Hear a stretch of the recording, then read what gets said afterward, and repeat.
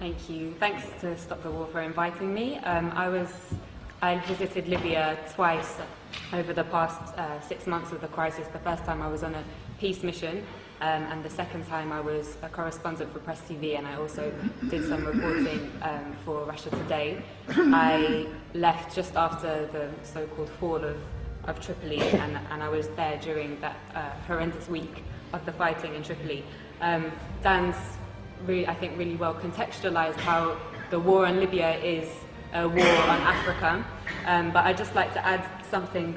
Dan mentioned how NATO have been targeting the over 100,000 soldiers in Libya, but there were also thousands of ordinary men and women. There were a lot of women who volunteered since the beginning of the crisis to defend their country, and they were armed by the government. And during that week in Tripoli when the fighting began, I witnessed how ordinary men and women took up the weapons that they had been trained to use during that 6 months to defend their country. So I'm going to, as a journalist, I'm going to talk a little bit about the role of the media, and this has been an incredible media war. Dan alluded strongly to the criminalization of the Libyan government and Gaddafi. So the media said that thousands of people were about to be killed in Benghazi, but they never showed us any evidence. They said that 6,000 people had been killed by the government. Human rights organizations have confirmed that approximately 250 have died from both sides. They said that the Libyan government was attacking its own people from the air, and Russian intelligence satellites have since shown us that this was impossible. They said that the government was hiring mercenaries from elsewhere in Africa. They never showed us the evidence. Instead, we saw the videos of black Libyans and other black Africans being lynched in public squares by NATO's ground troops, the rebels, with scores of people filming on their mobile phones and Western special forces looking on. They said that Gaddafi was hated by his people, but they never showed us the 1.7 million people in a country of 6 million in Green Square on July the 1st, or the masses in Tarhuna, in Sabha, in Beni Walid, in Sirte, and across the country who demonstrated to pledge their allegiance to their leader and to the Jamahiriya. They never showed us the masses, as I said, of ordinary men and women who had accepted the government's offer of weapons to defend their families, neighborhoods, and country from people who wished to condemn them to enslavement, to imperialism. They said they were targeting Gaddafi's military forces. They ignored the 33 children, 32 women, and 20 men who I saw buried in the small and traditional port town of Majer in Zlitan in early August. They said on August 20th or the 21st that Tripoli fell without resistance. But they didn't tell us that in 12 hours alone, 1,300 people were massacred in that city and 900 were injured. They said that Tripoli fell without resistance and that Saif al-Islam had been arrested and captured, and that Gaddafi's compound Bab al-Ziza was taken by the rebels. But despite that, Saif al-Islam himself showed up in the hotel where I was trapped and took a group of journalists outside to see with their very own eyes. They didn't show us the thousands of people filling Bab al-Ziza and the streets of Tripoli waving the green flag on the night of August the 22nd. They said that Tripoli fell without resistance. But they didn't show us that in the 24 hours after those journalists from all the West's major networks had seen that site, that Bab al-Ziza alone was pounded 63 times with NATO bombs. They didn't show us how all the gatherings of the people to defend their capital, from those who wished to send them back to the times of colonial puppet King Idris, were attacked with missiles and Apache gunships.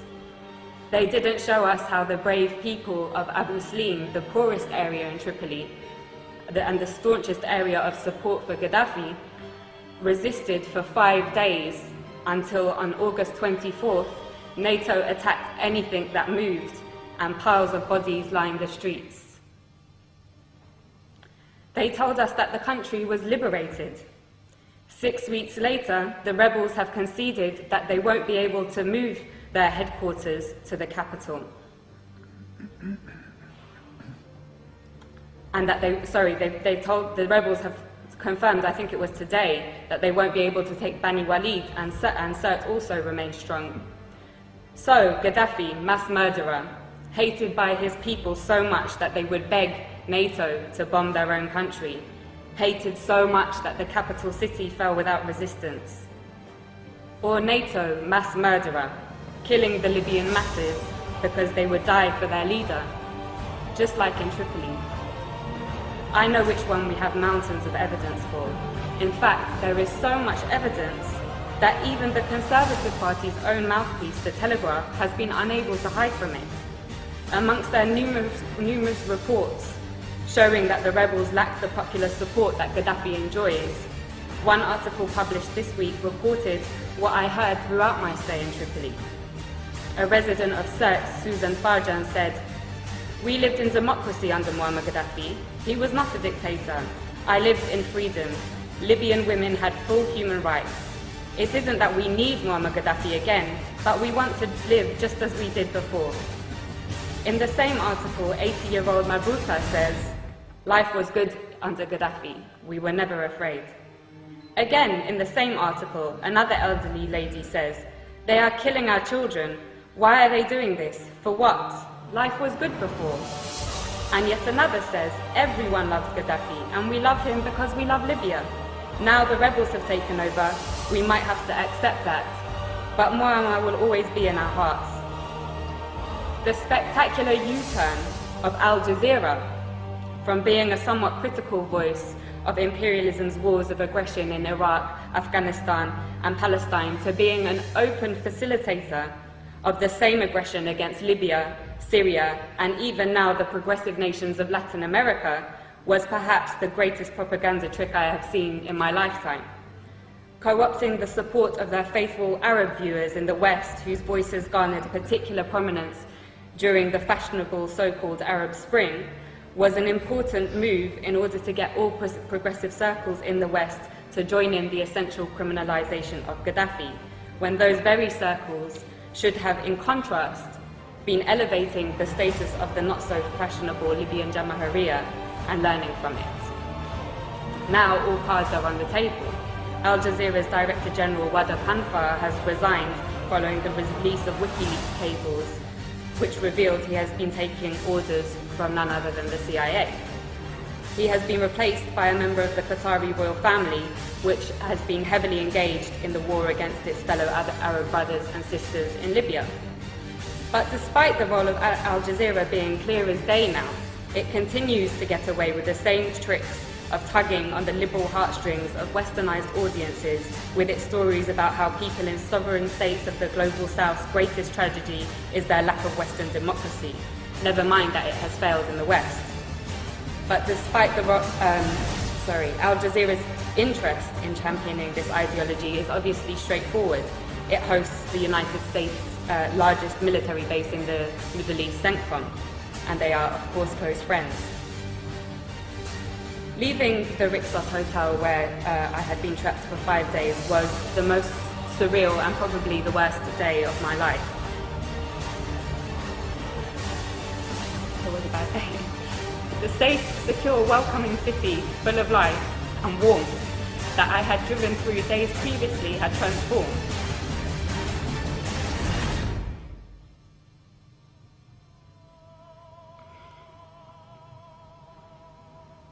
It lay in ruins, and you could not look in any direction without seeing guns or heavy weaponry.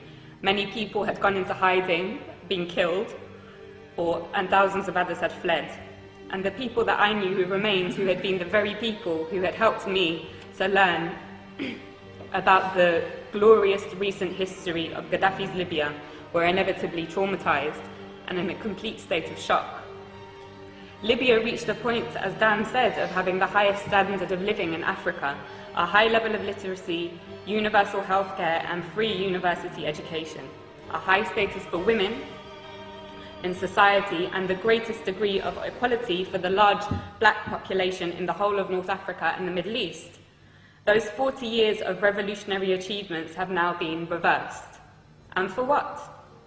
A year ago, after crippling wars in Iraq and Afghanistan, and with the growing economic crisis of the imperialist nations, it seemed a remote possibility that the West would have the capacity to embark on another costly and embarrassing war.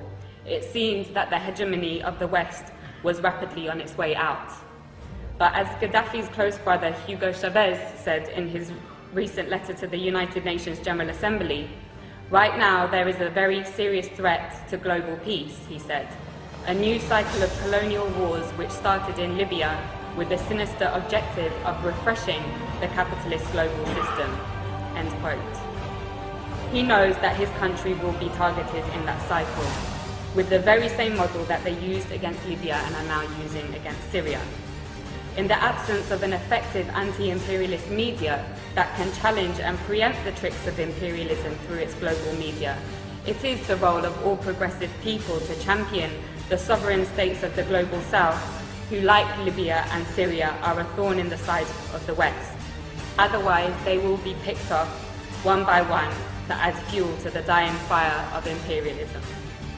And on that note, I want to end with my wholehearted thanks to the heroic Green Libyan resistance, which continues to amaze the world in their ability to stave off the world's most powerful military machine. As Gaddafi said, not only are they defending Libya, but also Syria, Iran, Algeria, the African continent, and the entire global south.